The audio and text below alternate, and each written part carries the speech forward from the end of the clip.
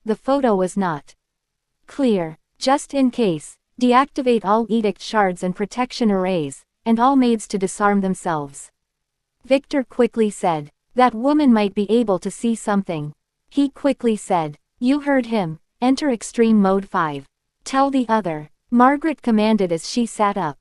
Wait, keep the enemy detection array on. We can't appear to be too defenseless. Victor said. Affirmative. The little girl nodded. Then, after a slight bow, she quickly withdrew. Wake up the girls and tell them to dress up, he told Margaret. And you, leave the mansion through the back door and go shopping for a while. Victor turned to Alpha and said. If you get found out, I will sell you to some brothel. Quote. Fuck you, do you think I am like that sissy Alex to scare me with that? Alpha silently cursed as she turned and left. She didn't dare to disobey him. Meh, Lyra said as soon as the car reached the mansion, and then, after confirming their identity with the bald guard outside, they began to climb the mountain. It is nothing compared to Mother's palace. Esteemed brother's mansion is his first one. I am sure he will build a bigger one in the future. Lara, who sat in the front seat, couldn't help but reply to her. Ever since she met Lyra yesterday, she couldn't help but keep arguing with her. Whatever, Lyra looked out of the window. Due to how modern society works, the size of an estate is no longer that important. Serena, who was next to Lyra and Aerith, explained softly. People no longer had a lot of servants, horses, or large harems that needed a lot of estates to house. Unlawfully taken from Royal Road, this story should be reported if seen on Amazon. True, Mother had a lot of dragons, Lyra nodded. Quote. Lara couldn't argue with that. It was very shocking to her and her friends when Aerith told them about that other world she grew up in. She had longed to live in such a fantasy world. Serena rolled her eyes. Children. Soon the car stopped, and George, who was tasked to drive them to keep their identity a secret for now, quickly stepped out and then rushed to open the front door. They all descended one by one. First, Lara, who sat next to George, then Serena, Aerith, and Lyra. Then finally Elle, Yin, and Ren, who sat in the back. The first thing that greeted them was the sight of a few little girls in red maid dresses sweeping the floor. Then another little maid in a black dress stepped forward and bowed to them. Welcome, the young master is waiting for you, she said politely, inviting them. Uncle George, the young master also wants to talk to you, she said to George, who planned to go back into the car. The maids knew him well as he delivered Lara a few times to the mansion to spend time with Elise. It was Alina's idea. Oh, George nodded and followed them in. Tisk, tisk, tisk. Lyra kept clicking her tongue as she walked and looked around, watching the maids. She was now sure of it. Victor was a pervert.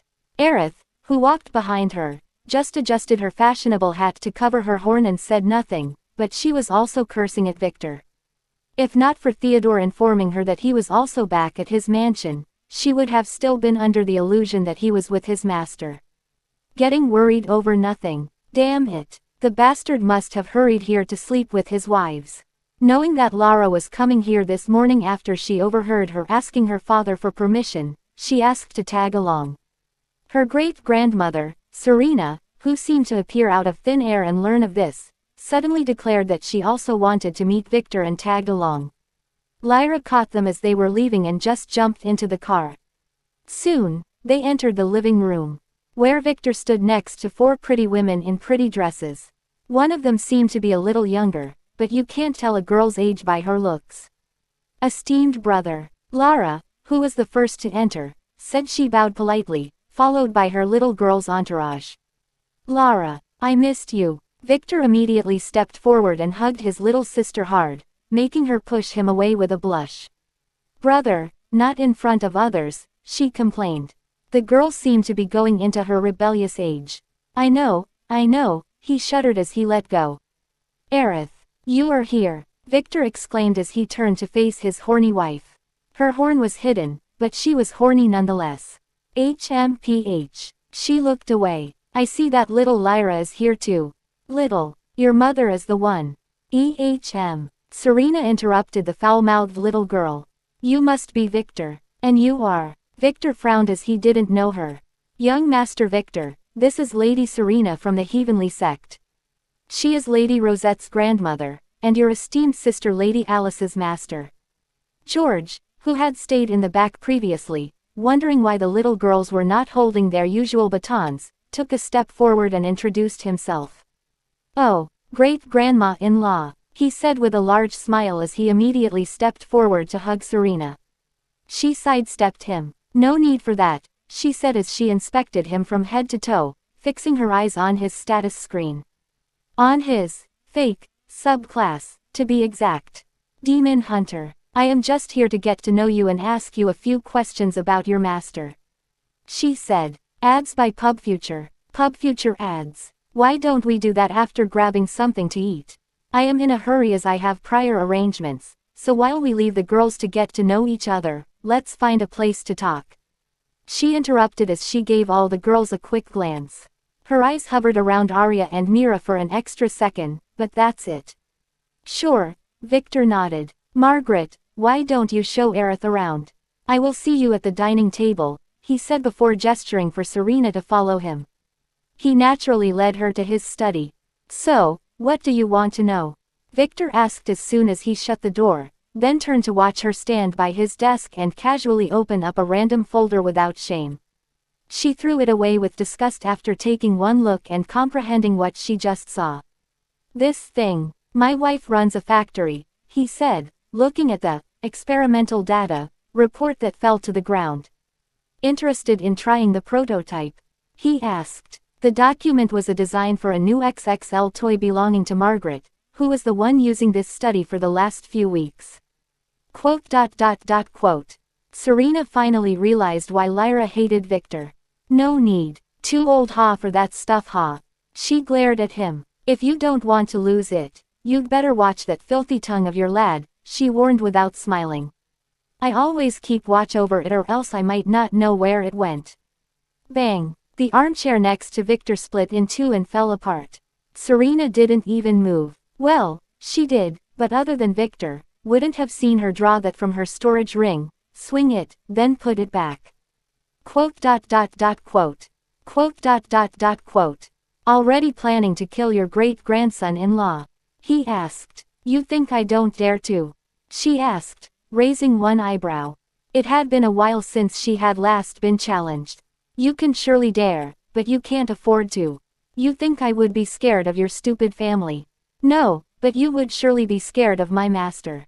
He said. It was clear to him why she was here, and from the first moment, he decided to play his arrogant young master card. This way, she would have no way of knowing if he was hiding anything. Or not. Quote. Serena scowled. I still don't know who your master is. But he told me you do. Victor acted as if he were in a pinch for the first time. He told you about me.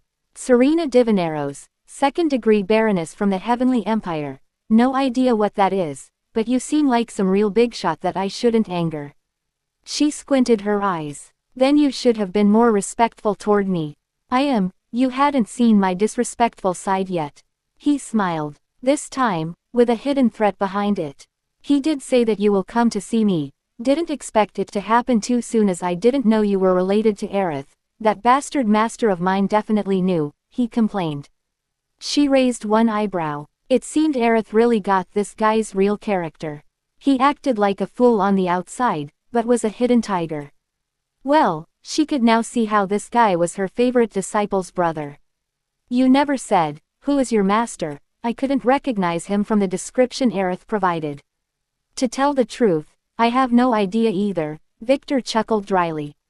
But I can tell you something about him. He only allowed me to say it to you under the condition that you can't tell anyone.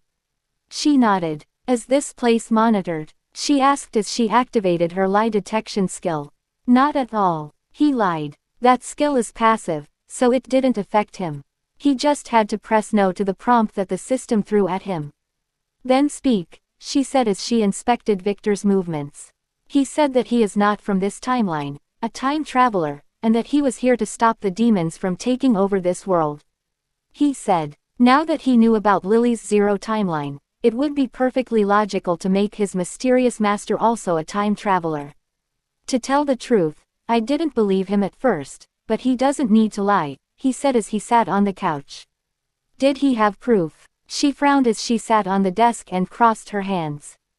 Then, remembering what was on that document, she quickly stood back again and dusted her robes. Who knew what kind of filthy things were done on this fucking desk? I asked the same question. He said no, his loop was so large that too many things changed. A full 1,000 years old, according to him. Victor shrugged. He just said that some bitch came here before him and that he didn't trust her. Oh, did he tell you to tell me anything? She squinted her eyes. Yeah, a few messages. Victor said. The first is about Aerith. He said that she has some parasite in her that the Storm Lord put there on purpose, and that you might be able to help, he added worriedly. So it was that Storm Lord. She paused as if she already knew. I am already aware. We'll look into it once we go to the Heavenly Sect. Ah, you plan to take Aerith there?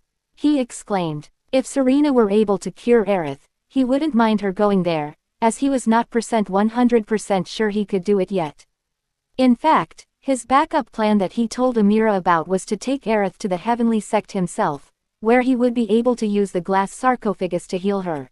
He also had the option to try to steal that thing, but it would be very risky. If I need to get that thing out of her, I will have to, Serena didn't explain further. What, really? That would be great. Victor sighed in relief. He was not acting. Yeah, what else? Serena asked nonchalantly. He said that he suspects that Caspian from the Heavenly Sect is a demon, Victor said. I think this might be true. That bastard dared to steal my wife on my wedding day, only demons do that. She rolled her eyes, but didn't seem surprised at all. Anything else? No, wait, right, he mumbled something about some Fate Lord being too stupid for his own good or something. Quote. All those who dare play with fate are like that. She said, bringing their own doom. Victor almost gave away his disguise, hearing her. He had to check all his skills to make sure his real class was hidden, as her words could appear like a warning to him. Thankfully, there was nothing wrong, so she was either making that comment about the Fate Lord or she was suspecting him of knowing something. A teaspoon on an empty stomach burns 12 kilograms of fat a week safely. Wrinkles, worst enemy. Read before the article disappears. My master said the same, Victor said, deciding to try and dig deeper. No idea what he meant though. What was he talking about when he said it? Shrina frowned. About me, he said someone deliberately used my fate to entangle a lot of threads and that it is all for naught, whatever that meant, can you tell me? Oh, this is not something you should delve into, she said, not sounding surprised at all. What else can you tell me about your master? She said, changing the subject. He is a demon hunter, very strong, very smart, and has a thing for older women. He keeps repeating that he fucked so many girls in his lifetime that finding a girl not from his offspring had become a chore. In the other world, he used that excuse to visit a brothel whenever he entered a new town. Victor sighed. Quote. Serena almost rolled her eyes. What else? Ah, about your master, what else can you tell me about him? I told you, I don't know that much. He likes spicy food, he hates liars, and girls in the brothel used to complain that he was just too big. Quote. Is that all you have? She frowned. Her lie detecting skill was telling her that Victor was really telling the truth. I know some other things, but my master told me never to say those. Victor scratched his head, blushing a bit as he diverted his eyes to the side. Why was he blushing like some daughter-in-law being asked about her wedding night? Serena didn't even dare to go there. She heard about some depraved men's bonding ritual before. When did you get that class, demon hunter? You know about that, he exclaimed. Yeah, it was right after I got there. He made me go through some strange ritual of beheading demons. I don't remember much, though, as I was made to drink something. Typical, she sighed. Then, what did he make you do when you left alone after entering this world back? Serena asked. Ah, well, I can't say that. He hesitated, looking around for a moment before saying. Answer. What did your master do after returning to this world? Warning. Skill, irresistible command, activated.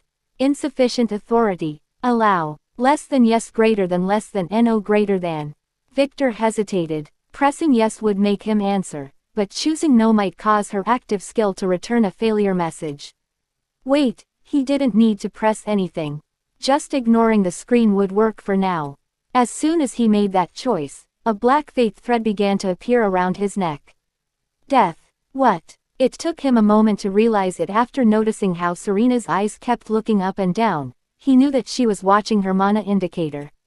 Right. This woman's system should be the updated type, not the outdated one that those world users had. Unlike the lie detection that she had been using until now, and that Victor could simply ignore, as it was a reactive skill. The moment her irresistible command skill activated, her mana should go down, so if it didn't, it would mean something went wrong. Damn it. That's why he hated dealing with old foggies. Each one was an old fox that learnt every trick in the book. What to do now? No wait, her question was not that hard to answer. No need to be in a pinch, he just needed to choose his world carefully. He pressed less than yes greater than with the answer in his mind. The black thread disappeared almost immediately. He changed into my shape and came to my mansion to sleep with my wives. Victor heard himself answer that he had no resistance at all. Thankfully, the world had already been prepared in his mind, so it went smoothly. If he were to say any more, he would have to reveal what happened with Amira. Thankfully, he didn't need to.